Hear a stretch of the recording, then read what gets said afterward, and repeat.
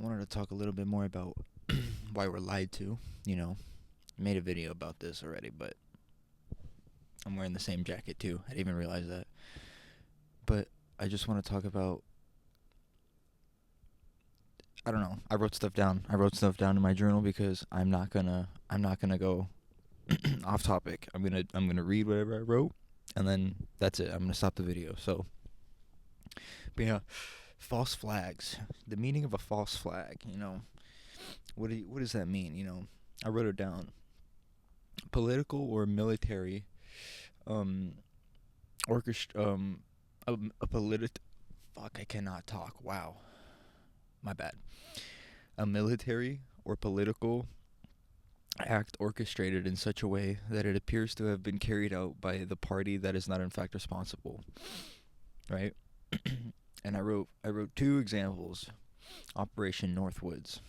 If you haven't heard of it, you can look it up to really see everything, but it was a plan by the United States government in 1962 to stage a fake terrorist attack using a remote controlled plane over US territory, and they were going to blame Cuba. Right? It never happened. It never really happened. That's weird though. The remote controlled plane part is kind of weird to me.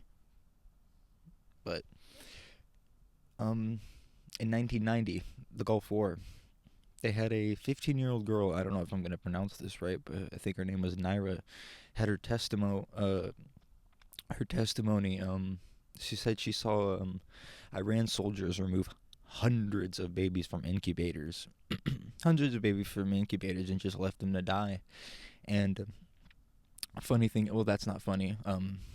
If it was true, but I'm guessing some kids definitely probably died. I'm not gonna say that shit didn't happen. It always happens in war.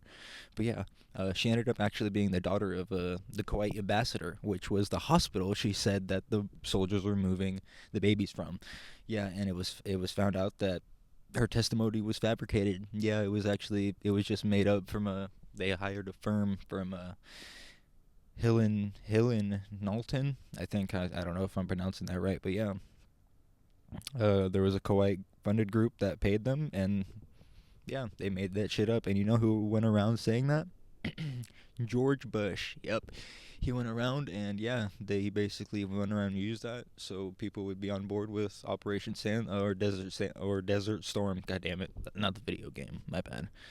It's cold. I'm freezing. But yeah, basically, they just